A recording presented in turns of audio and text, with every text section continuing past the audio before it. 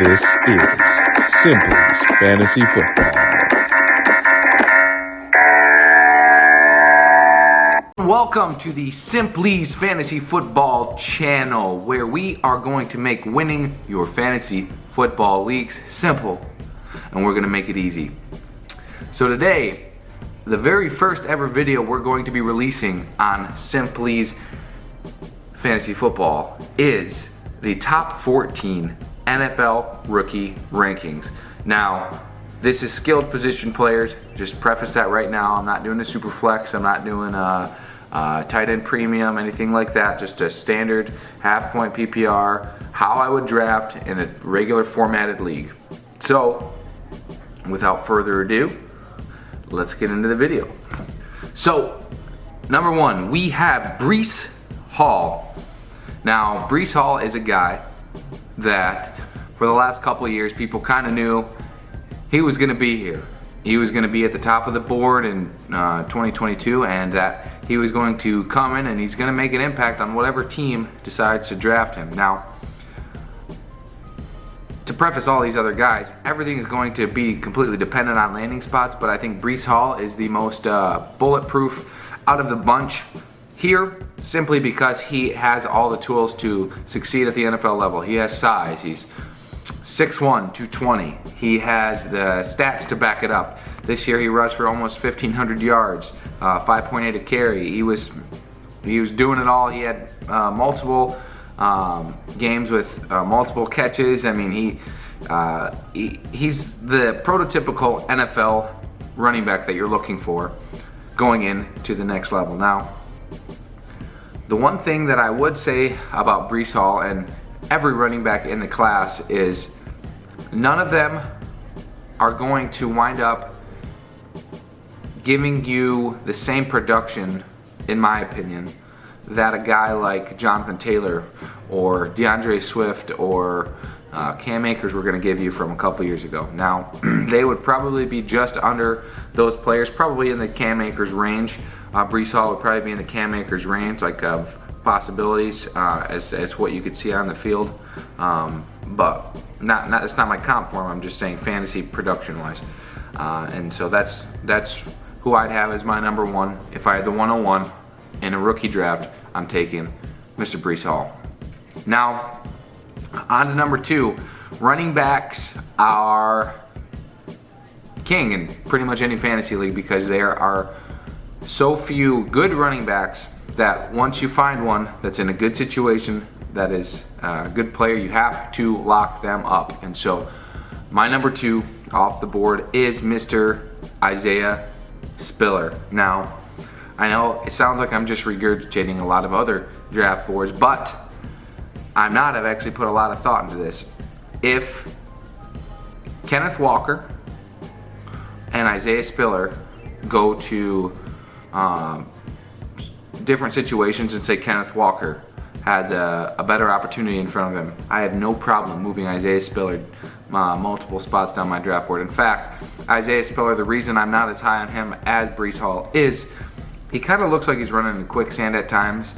6'1", 216. He's got the prototypical pass catching ability, plus he can workhorse guy. He had over 1,000 yards again. I know he kind of lost some carries this year. He didn't even have 180 total carries this year, but I think that's good going to the next level because you don't have as many miles on your tires as what you could have in other situations. We see that all the time where guys' bodies just get worn down. That's why the running back shelf life is as small as it is. But I think Isaiah Spiller, even though he doesn't have the breakaway speed like some of these other guys that I'm going to be talking about later on he still has what I would like to call the Le'Veon Bell vision and shiftiness, to where he can move his feet at the line of scrimmage. He'll put his hand on the back of his offensive lineman or his fullback, whoever's leading the charge in front of him, and he will pick up what he's supposed to pick up. I mean, he's not flashy. There's nothing flashy about him. He's not gonna if you're hoping for a fourth quarter long touchdown, Spiller's probably not your guy, but he's also probably not gonna need it to be fantasy relevant because he'll be catching passes He'll be rushing. He'll be good at the goal line because he's a couple pounds away from 220.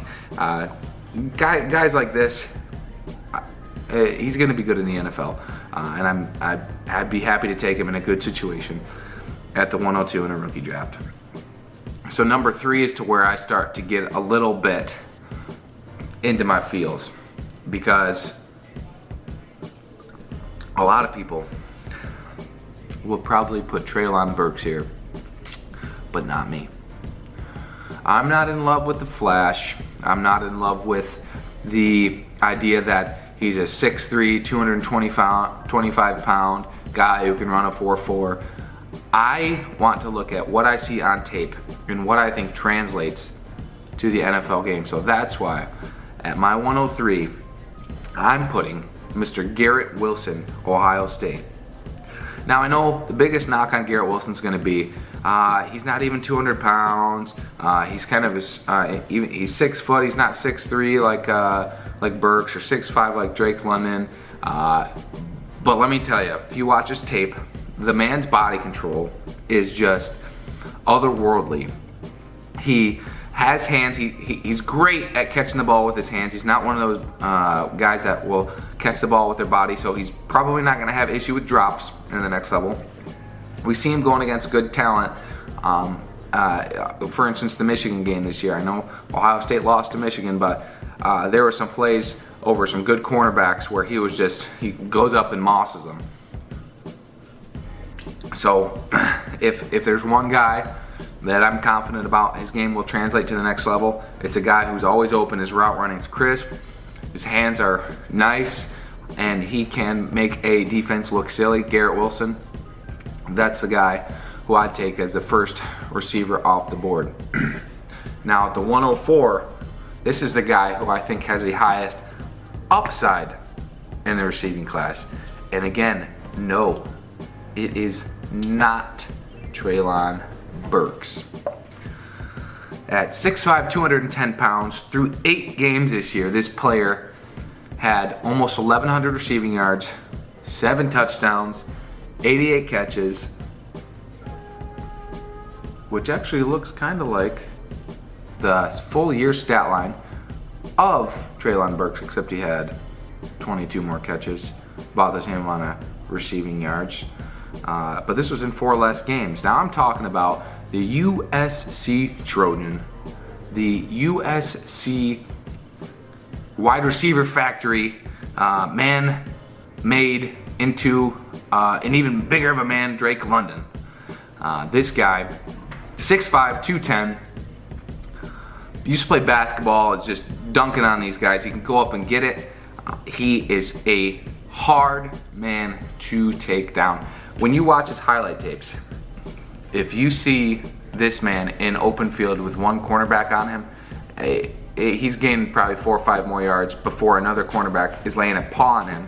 And at that point, that's when the defense has to swarm him in order to get him down on the ground. I mean, this guy, 6'5", he cleans up his routes a little bit. If he can find some separation a little bit, I mean, the sky's the limit for this guy. I've seen a lot of Mike Evans comps, and I think that's fair. But I think he's even got a higher ceiling than Mike Evans, even though Mike Evans is one of those guys that's always got over 1,000 yards and, doing his thing. I just think Drake London, if anyone has like all-world opportunity, I think Drake London's the guy in this draft that could really boom for somebody. So at number 5, we have K-Dubs, Kenneth Walker.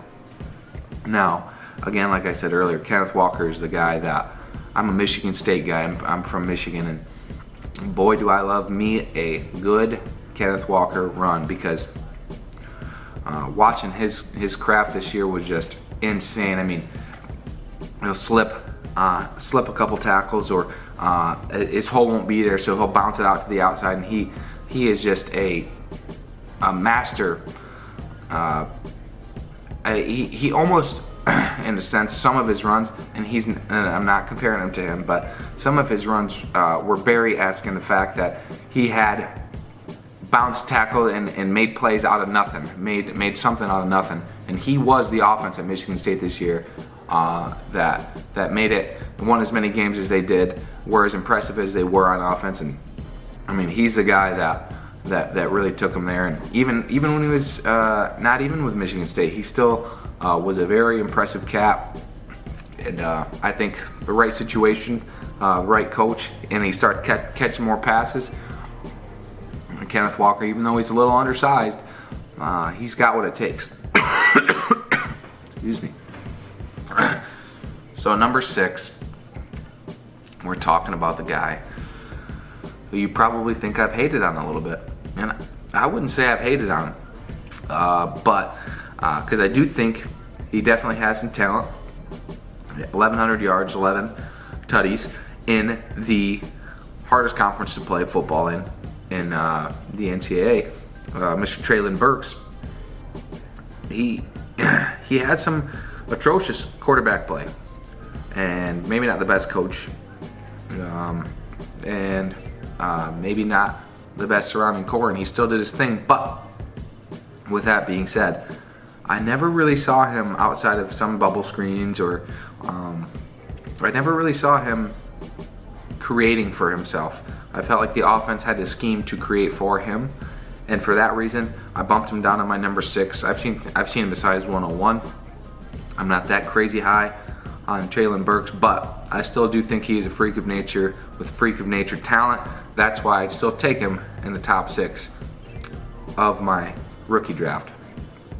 Now, I've seen some people comping him as like an Andre Johnson, comping him as A.J. Brown. I think those are fair, but I think Andre and A.J. Were a little bit better at their craft than what I've seen on tape from Treylin so far. If I'm comping anybody, it'd be kind of like a DK with a little bit less route. DK was never really the best route runner in college. That's why he fell in the second round, but kind of like a DK. So that would be my comp for him. And that's kind of where my first tier would end. So I'm going to go down to my second tier of players, and I'm going to start with a guy that probably isn't in most people's top 12, Mr. George Pickens. Now, if you watch George Pickens play, the guy has body control. He has swag. He has finesse. I remember the one play against Michigan in the college football playoffs where he put Dax on his back, looked over to the sidelines, and gave him a shh. I mean, the man plays with swagger, plays with confidence, plays with the kind of grit and determination that you'd want to play, and he can get down there. I mean, he was a 5-star recruit coming in, and I think just because he had such a small sample size, people are sleeping on him, but people are going to wake up here pretty soon when he gets drafted. When the scouts see his intangibles, I mean, 6'3", he can get up, he can go out and get it, he can get up and do his thing. Good hands. This is a guy that I'm going to try to acquire later in the rounds, but if I have the 107 and all the guys that I've just talked about before are gone, I'd probably be more comfortable taking Pickens over the guys that I'm going to name next. So, number 8, a guy that sat behind 3 really good wide receivers. We have Jameson Williams, a 6'2", $190, almost 1,600 yards receiving, 19.9 yards per catch guy. I mean, Alabama couldn't have asked for more out of him this year. I just feel like I see too much of Henry Ruggs in him to have him any higher on my list. I've seen some people have him as their number 1 wide receiver. I don't see that, even though he's got really good production. I just think he had really good quarterback play. And when you play for Alabama, I think they can really accentuate guys' talents even farther than better than most other organizations. So I like him. I don't love him, especially coming off an ACL tear. That's not why he's down that far, because I would have had him ranked A either way, because ACL tears are very manageable to come back from. But I kind of feels like a one-trick pony a little bit to me, but I guess we'll see when he comes out. Number 9, the guy that probably one of the best running backs that I like on tape. Not necessarily just in the totality of his body of work as far as like statistics go, but Kyren Williams. If there's anybody that could possibly make an impact, like maybe I've seen people call him an Austin Eckler, but he's a little bit taller to me. He kind of reminds me of Ray Rice a little bit because he's shifty, he can catch passes. He's just one of those guys that when you give him the ball, things can be electric, and he doesn't have to have the biggest size to do it. And the most beautiful thing about Kyren Williams is I know he's going to get opportunities because he is known for his third down pass protection. And if you see the guys that are still in the playoffs right now, they're good quarterbacks who have time to throw the ball. So Kyren Williams is the guy I'm taking. I mean, he had 42 catches this year, over 1,000 yards receiving, 14 touchdowns on the ground, add another 3 in the air, 360 yards in the air. I mean, guys, Kyren Williams is the most well-rounded out of the bunch, the most versatile as far as the running back class goes, in my opinion. And I think if he goes to the right fit and they give him the opportunity in the first and second downs, I know he'll get third down work, but if they give him the opportunity on first and second downs, I could see him doing something similar to what Jerick McKinnon was doing in the playoffs with the Kansas City Chiefs and tearing it up. So number 10, Jahan Dotson, 5'11", 185. Jahan Dotson out of Penn State was one of those guys that just made plays, man. He was his offense at Penn State. I mean, there were games that he had them in, and they pretty much won some games because of Jahan Dotson. I mean, there's games where he put up over 200 yards with one hand snagging some plays, getting open. He was always open, man. And on tape, he looks bigger than what he is because he plays bigger than himself. I mean, he doesn't play like a 185-pound receiver. He plays with some grit.